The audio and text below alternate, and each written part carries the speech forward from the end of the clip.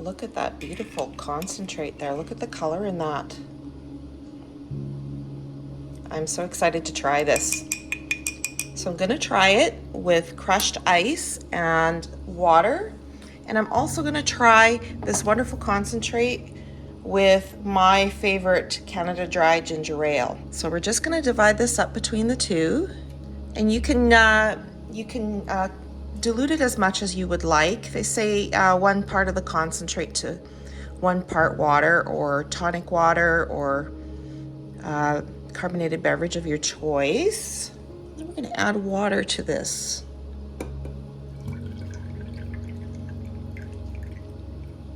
That looks delicious. Look at that.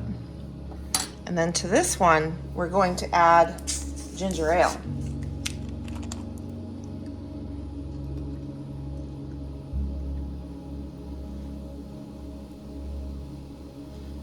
I think I'm going to really like this one. Just give it a bit of a stir.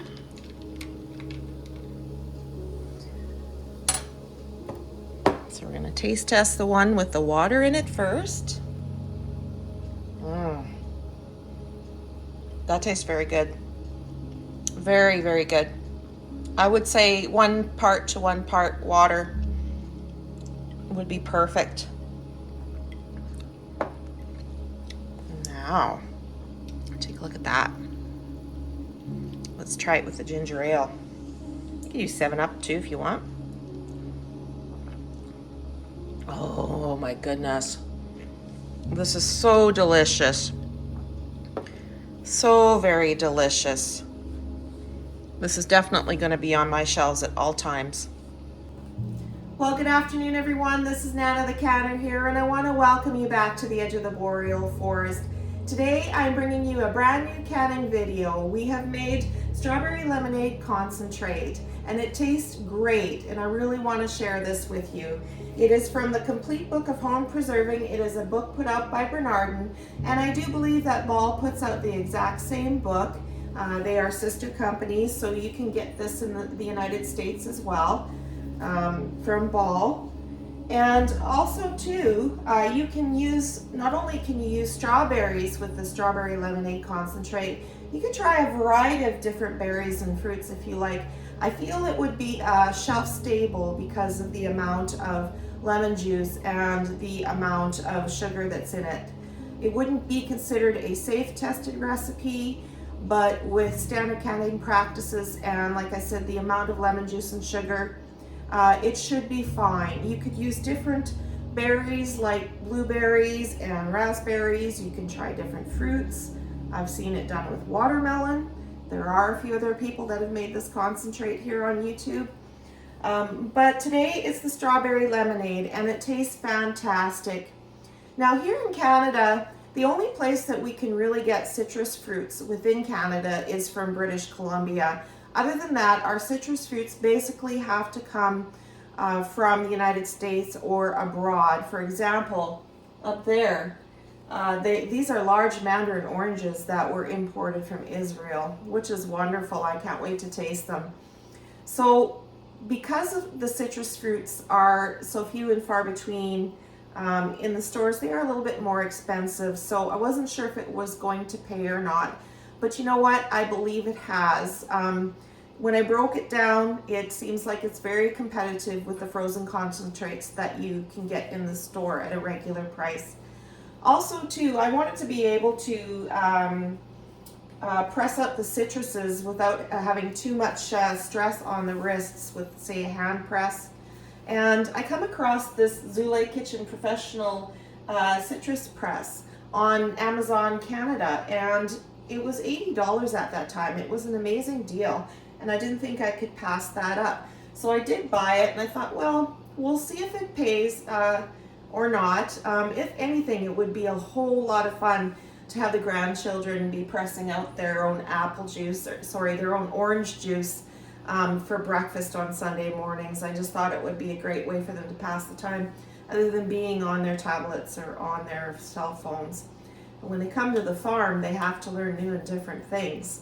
So it was worth it. I had a great amount of fun with it. I would definitely recommend it if you press out a lot of citrus products, and hopefully you can get a great deal like what I did. So we went ahead and we taste tested it, and the strawberry lemon concentrate tastes great. We tasted it with just water and ice, and it tastes perfect. My favorite is though, and it always has been with the concentrates, is to add ginger ale. I love ginger ale. We have a Canada Dry ginger ale that pairs very well with it. And also too, I think what would be a really great summer drink is if you could add a little bit of gin in there as well. It would taste great. But without further ado, I want to introduce you to a brand new canning video. And thank you for coming, and thank you to all the new subscribers out there. I really truly appreciate it. We're almost 2,000 subscribers, so keep on trucking with us, and I'm just so happy to have everyone. And thank you, and enjoy the video.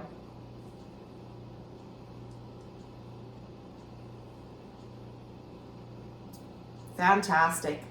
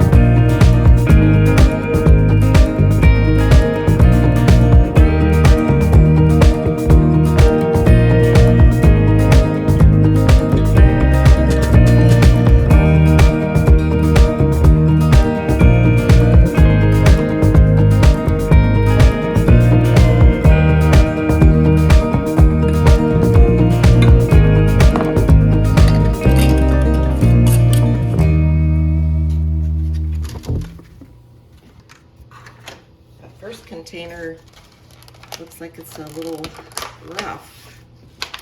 They sat in the fridge for a couple of days while I was working nights, but they'll be okay. I will pick through them, and we will need 6 cups, so we should be fine.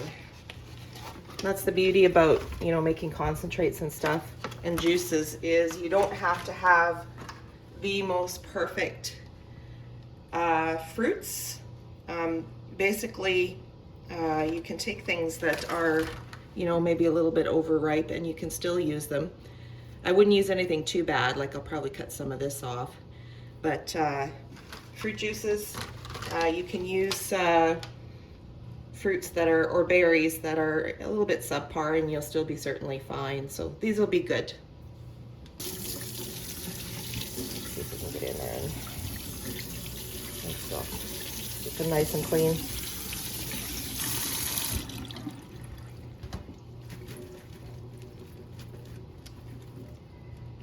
There we go.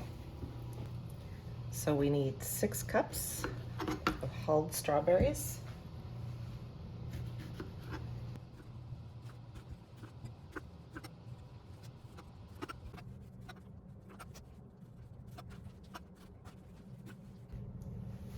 So that's probably a little bit more than 6 cups of strawberries, but these strawberries need to be used up, so yeah, pretty close to 6 cups, maybe a little bit over. So we're gonna go with that. And we already have our lemons all juiced out, and we have 4 cups of lemon juice in the fridge. The next thing we're going to do is we're going to puree these, and then we'll be ready to put our concentrate together and heat it up on the stove. Before we puree those strawberries, let's get our canner filled and get that heating up. So we'll fill it probably about halfway to 2/3. The water, when you're water bath canning, needs to be at least 2 inches above the jars that you are canning. So you kind of have to guesstimate as to where it's going to be. We can adjust it once we get the filled jars in there as well. Finish filling this up, and then we're going to turn it on and get it heated up.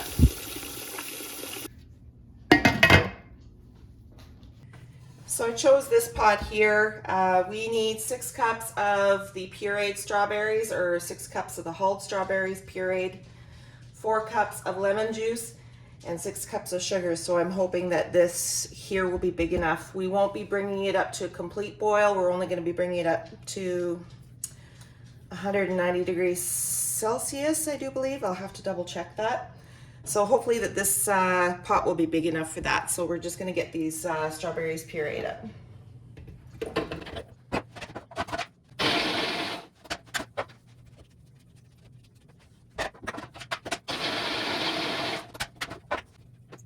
Smells delicious.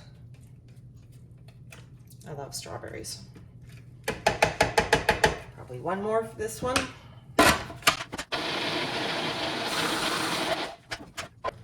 Now it's okay if you have a few little floaties or chunks in there. Let's see here. Set that off to the side. It can be a chunky concentrate if you want it to be. All right. Next batch.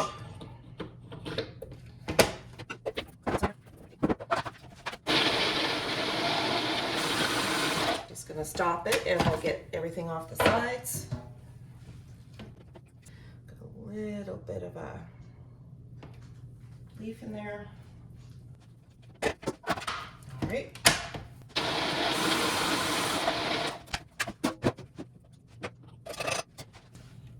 There we go. Second batch. A little floaty in there. We'll let that little chunk there, we'll let that go back through the next round. I think in my strawberry patch this year, I only have a very small one, just basically for fresh eating. In my strawberry patch, I'm going to end up putting new plants in this year. Okay. Everything. There we go. Just a minute here. I see a couple chunks in there. We're going to throw them back in. Let's just take a look here. It's a little bit of a chunk there. Like I said, you don't have to. You can leave those little floaties in there if you want, or those little chunks. All right.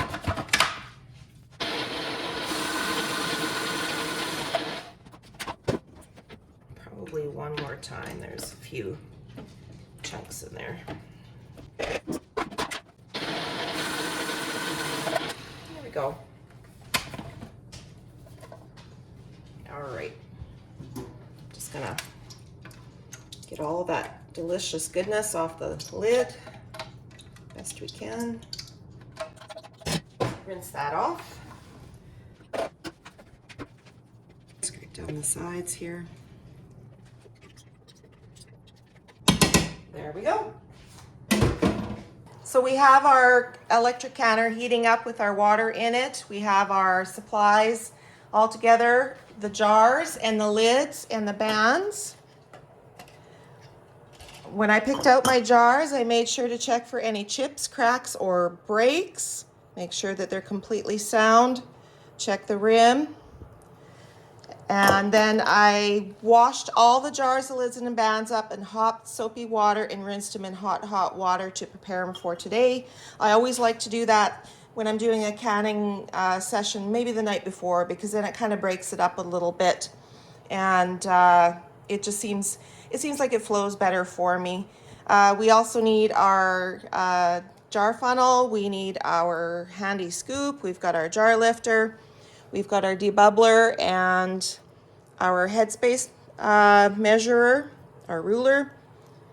We also have a lid lifter, magnetic. So with the lids, they say you don't have to pre-soften them prior, except for 4 jars lids, you have to soften them up. That compound needs to be softened up on them prior to putting them on. That's the only company I know of that requests that. Bernardin and Ball, I do believe, they say that you can just put them on this way, but I like to, in canning sessions, with the water bath canning, I like to soften them up because sometimes they're only in the water bath canner for the 15 minutes that we need per our elevation just to sterilize the jars, the lids, and the bands and whatnot. And that's not a whole pile of time to soften up the compound. So with water bath canning, I do soften up the compound on the lid. So I'm gonna put a little bit of water in here and get it heated up. Just maybe bring it to a boil and turn it off. We're gonna put our jars into the canner to get them heated up, because when we fill them with the hot concentrate, we want them to be heated up because we don't want any thermal shock and have those jars bust right on the counter. And then they'll be hot when they go into the hot canner, and that will also prevent thermal shock as well. So we're just going to stick the jars in and into the canner, and we're going to heat up our lids here, and then we're going to get started on putting our concentrate together. I have to laugh because in all my canning videos, when I'm setting up, I seem to have like a brain block when it comes to setting up and getting the vinegar ready to clean the rims prior to putting the lids on. So, and again today, when I did my setup just a minute ago for you, I didn't have the vinegar in a small bowl with a paper towel. So this time I do. It always seems like when I'm making a video, I get stuck on that part and then I have to run after and go and get that. But today we remembered beforehand we need a small bowl with a bit of vinegar and a clean paper towel. Don't use your dish rag. A clean paper towel to dip into the vinegar to clean those rims prior to putting on the lids and the bands. So we are set up here. Oh yes, we do need to still put the jars into the canner. Once we do that, we are set up here and ready to go, and we can start our concentrate. Okay, so we're just going to turn our heat on to medium high, and then we're going to add our 4 cups of freshly squeezed lemon juice.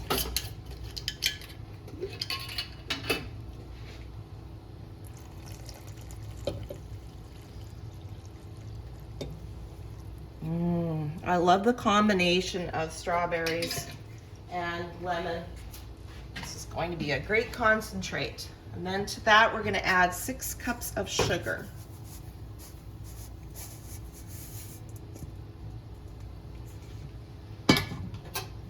Just whisk it together. You can see there's some little chunks in there, and that's okay. They will break down further with the canning process, just warming it up here in the canning process. I'm excited because we're starting a brand new growing season. I've got some of my flats planted, and I already have seedlings coming up, which means that spring is going to be here soon. And these kind of canning projects or sessions I enjoy doing this time of year because I would not have time to do it during the summertime. So you'll find that a lot of the canning sessions I do in the wintertime are things that wouldn't be done otherwise. The canning sessions that we'll be doing this fall will be stuff out of the garden, so that will be the main focus then. So it's always fun this time of year because we get to try new and unique and different things. And this is my first time for the strawberry concentrate. I've made a rhubarb concentrate before and it tastes fantastic, but I'm excited for the strawberry concentrate. So we're just going to slowly heat it up on that medium-high heat, and then we're going to bring it to 190 degrees Fahrenheit. And I do believe that will pasteurize it. So 190 degrees Fahrenheit just to get it pasteurized. We don't want it to boil. And then once we've reached that 190 degrees or 88 degrees Celsius, then we can put it into the jars and then we'll put it in the canner. I just want to show you my cute little thermometer that my mom gave me. It's old. And this is what I use. It's delicate, so we got to be careful with it. Okay, so I'm slowly heating it up and I'm stirring it with a whisk periodically, and I'm checking the temp, and right now we are at 140 degrees Fahrenheit, so 50 more degrees to go.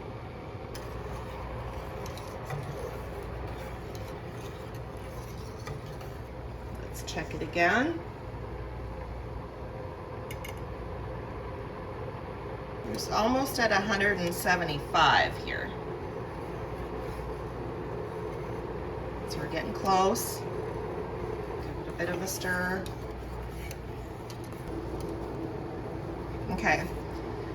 So they go in 5-degree increments here. So we are sitting at 190 degrees right now. So we're going to turn it off now.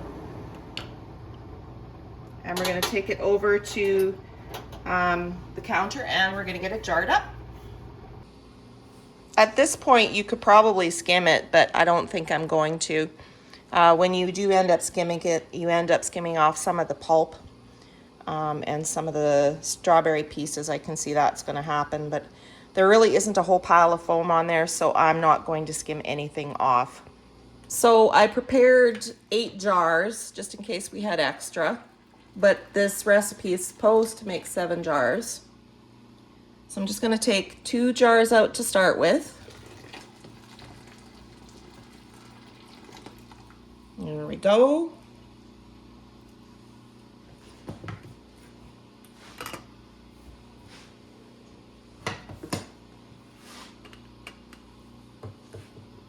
And we want 1/4 inch headspace. So I'm just going to stir it just to get it evenly distributed.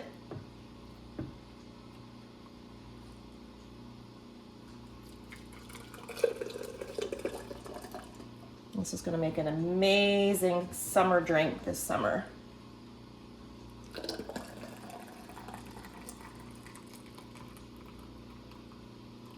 Okay, I'll set the funnel onto the next jar. Just gonna do just a quick debubble. We're gonna have to top it off for 1/4 inch headspace.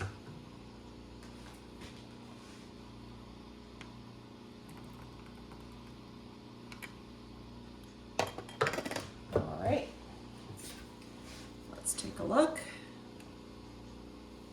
say that's pretty good. Okay. Clean the rim with vinegar and paper towel. We want to remove any seeds or any debris that may have gotten on there from jarring it up, because that will prevent it from sealing if there's anything on the rim, especially those little seeds.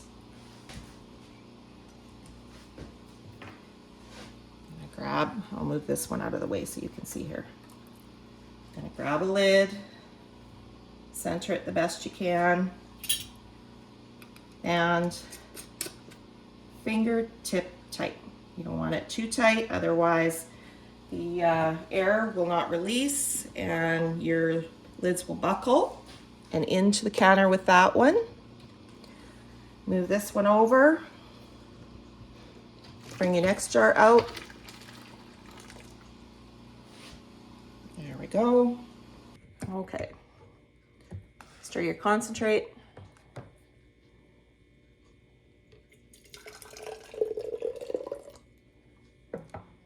Fill your jar to a 1/4 inch headspace.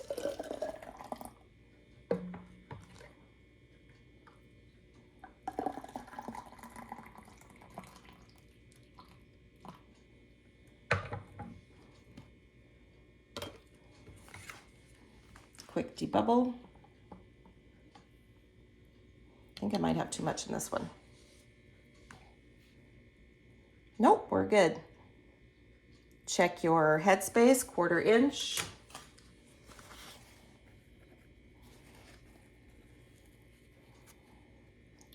Wipe your rims with a little bit of vinegar and a paper towel. Try to use a clean part of your paper towel every time you do. Does not look delicious. All right, center your band or center your lid. Grab your band. Tighten to fingertip tight. And into the counter. All right. So I'm just gonna go ahead and finish filling the rest of these jars. And we can continue on.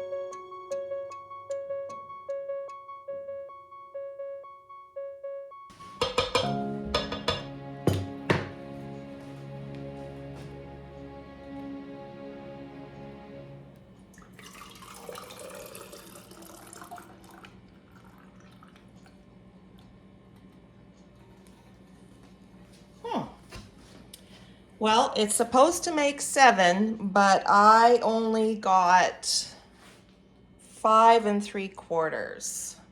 Okay, so I have 2 1/2-pint jars here, so I'm just going to stir this up a little bit.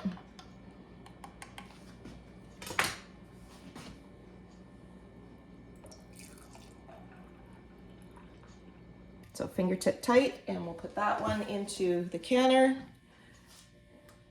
So now we're just gonna take that last empty jar out here. Got one more empty jar in there. We're gonna turn the canner up.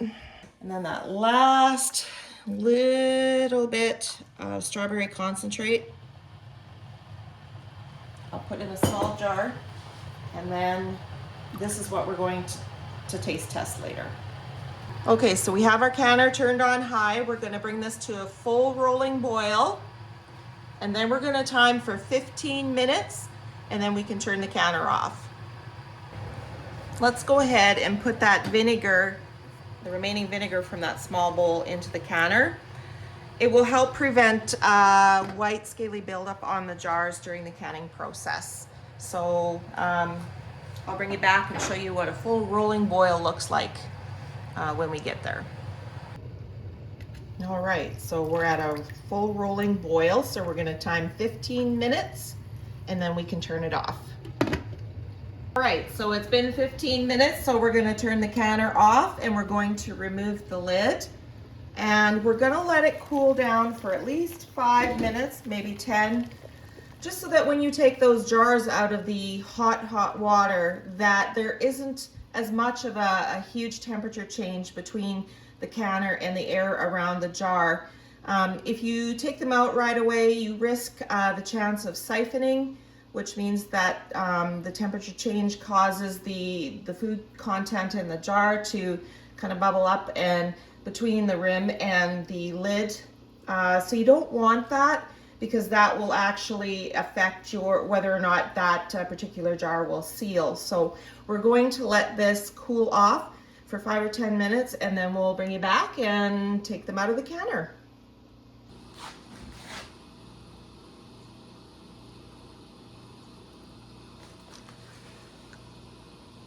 Oh, that looks delicious, guys. Let's see here.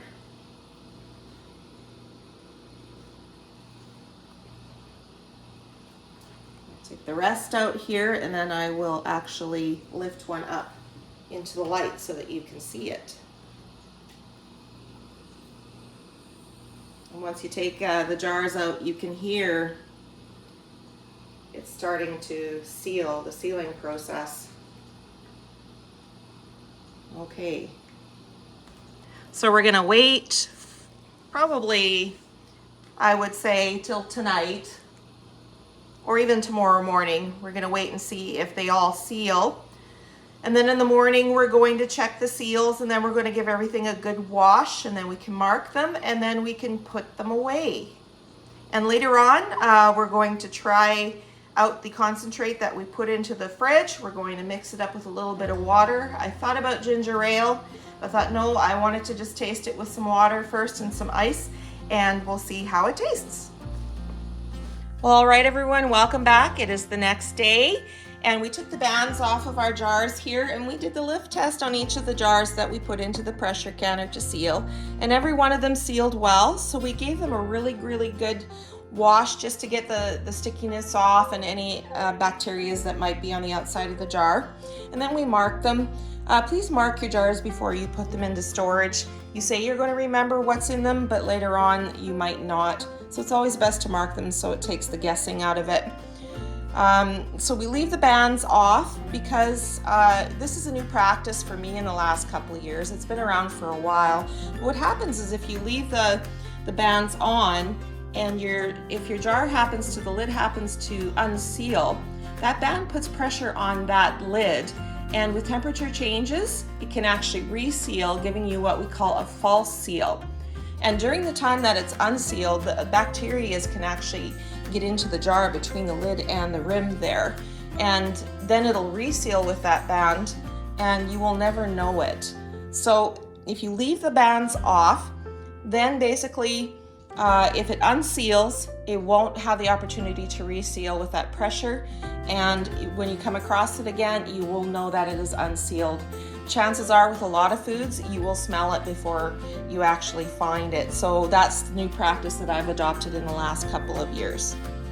One thing with products like strawberries or even rhubarb, things like that have these bright colors, over time in the jar, the colors will fade. It doesn't actually affect the flavor or the taste of what's in the jar, but the color fades. So you want to make sure that you use this beautiful bright concentrate before that happens. I find that it can sit quite a long time on the shelf before that does happen. I actually have some rhubarb concentrate down there that's still left from actually 2020 that I come across not that long ago, and the color has faded in it, but it still tastes good. But like I said, you want to just use that up while you have that beautiful, amazing color, and I'll just show you what it looks like here. A better view of it. It tastes fantastic. I had a little bit of a spoonful here, but we're going to mix it up and we're going to taste test it here. Well, that's it for this video. The strawberry lemon concentrate turned out fantastic. I hope that you do try this at home. I want to thank you for joining me and watching till the very end, and don't forget to like, comment, subscribe, and share.